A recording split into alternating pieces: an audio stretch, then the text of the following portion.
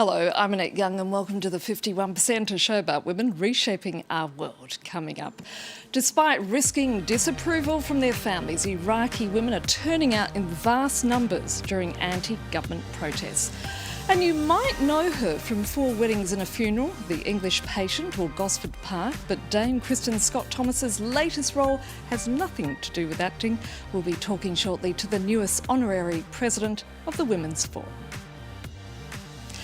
But we begin in Iraq, where angry protests against the government continue since the demonstrations began more than 6 weeks ago. Women have become a significant part of the movement. That includes being on the front line, facing off against the police, a noteworthy change in this conservative Muslim nation. Our team on the ground sent us this report.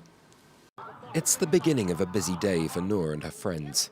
For nearly a month, the young Iraqi has been camping in a park near Baghdad's Tahrir Square, from there going each day to visit what she calls the front line of protests.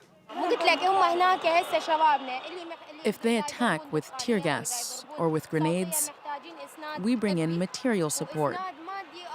We provide masks, mattresses, basically everything they could need over there.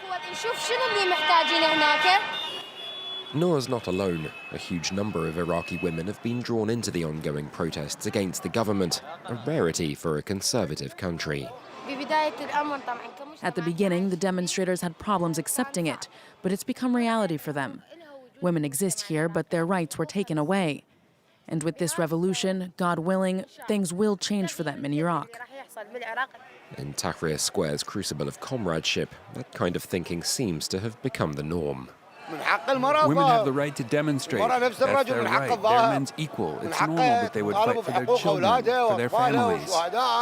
Further away from the protest flashpoints, though, that spirit of unity apparently has yet to seep into other areas of society. Social media talk about everything. So people dying here.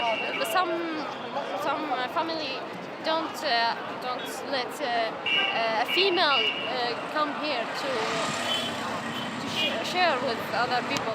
It seems Iraq still has a long way to go, but for the country's protesters, Tahrir Square is only the beginning and a fulcrum from which they wish to move all of Iraqi society. Now, she is perhaps one of Britain's best-known film actors. Her work, including the iconic Four Weddings and a Funeral, The English Patient or Gosford Park, and most recently making us laugh uproariously during an appearance in the British TV hit Fleabag. Dame Kristin Scott Thomas will be honoured at next month's British Independent Film Awards for her contribution to the nation's film industry. But probably what you don't know about her is that she's been living on and off in France since the age of 19 and was recently appointed honorary president of the Women's Forum. Originating in France, the Women's Forum holds meetings and workshops across the world that seek to make women's voice being heard and help to build a more inclusive economy. It's meeting in Paris this week, and I'm delighted to say that Dame Kristin Scott Thomas joins me in the studio today. Hello and welcome. Thank you. Given that you have lived on and off here for such a long time, do you... Mostly on. Mostly on, OK. Do you consider yourself more French than British? Well, I have two passports, but it's a bit like asking me which do I prefer, my father or my mother. I find it very, very difficult to separate the two. I'm European. Well, I imagine with Brexit and everything that obviously... It's very traumatic for me, all of that. Yeah. Yes, as it is for quite a few people. Why did you accept the position at the Women's Forum? When I was first asked, I was a little perplexed, slightly sceptical, but then I was intrigued. What was this all about? So I started to look at the information that they sent me, and I found that actually there were so many things that I was unaware of. So I thought our parents had done it all. I thought our mothers had sorted it out. All this, we have equal pay, we have the vote, we have bank accounts.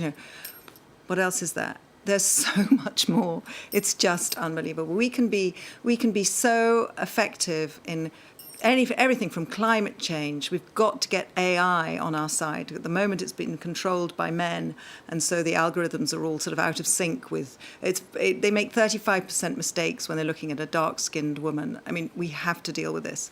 The things like business, you know, if women were integrated into businesses at a high level, the business growth would be extraordinary. You know, there'd be 240 million jobs by 2025. All these figures that were presented to me, and I just sort of was flabbergasted by what I didn't know. And there are other things that I knew about but didn't really want to think about, such as female infanticide, gendercide, which is making the imbalance between males and females in certain parts of the world actually pretty catastrophic. I want to ask you, though, what does feminism mean to you? Feminism for me means standing up to say, I'm part of the 51%. We have an amazing capacity for change, as described in Fleabag. We have an amazing capacity to adapt. We have different ideas from men. We have a different mindset, and we should be counted. We have such incredible resources. We are so inventive. We're there. We're available, and we can have such a positive impact on everything in the world. But there are still many who shy away from using the word. Yes, and I did too.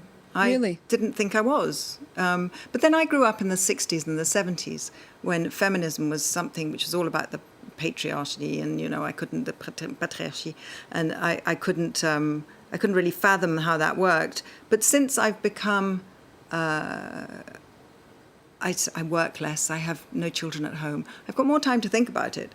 And, you know, it really has struck me that for a long time I just sort of took it for granted that men knew better. It was growing up as a child. I was growing up in a household of women, and I went to all girls' schools.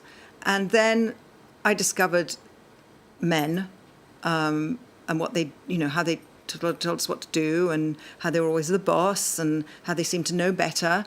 And I just took it for granted that was how it was, and sort of muddled through my life. And I'm beginning to wake up and see that actually no. And you're a mother of a daughter. Yep, I've got a daughter and two sons. And what sort of conversations are you having with them now? Well, they're much more impatient than we are. I think that they want things done now, and they can't understand why we as the older generation, why we're not doing it. And we owe it to them, really. And they need to step up and offer solutions and suggest things, but they also have to integrate, and we have to keep going the conversation between generations. I come from a world in my business. I'm very, very fortunate in that people with high status, the stars of the movies, the directors, they can be really, really young, 22. Sometimes you've got a 22-year-old star, or you've got an 85-year-old star, and the conversations must flow. And we have to listen to our elders, and we have to listen to our youngers, and whatever sex, whatever, wherever they're from, keeping it diverse, keeping it the age groups wide. That, I think, is the secret. You've worked in the French cinema as well. A lot. And it's been very slow, hasn't it, to wrap its head around the Me Too. We've recently seen those rape allegations against film director Roman Polanski. Do you think things are starting to slowly change as a result? Yes, I think that Me Too has been very effective in calling attention to what has been going on for a very, very long time. I think there are all sorts of reasons that this has been going on and has been tolerated. It shouldn't be tolerated anymore. We have no excuse now. They've said it. They've come out there and they've said it, and they've been fantastically brave. Now we need to kind of take action. Now, one of your recent roles was playing the successful businesswoman called Belinda Yes, in the businesswoman of the year, the best businesswoman. in the British TV comedy series Fleabag, which has gone viral. And your character gives a fantastic monologue about what it means to be a woman, particularly a woman of a certain age. Let's take a look. Well, what happens? The menopause comes. The menopause comes, and it is the most wonderful thing in the world. And yes, your entire pelvic floor crumbles and you get hot and no one cares. But then you're free. It is fantastic. Your industry, however, is far from kind to older female actors. How can you change that? How can I change it? Me personally? Or just generally, what needs to be changed? But well, I think we have to get out of the stereotypical roles for women. We're not all mothers, we're not all grannies, we're not all wicked bosses. You know, there are other things.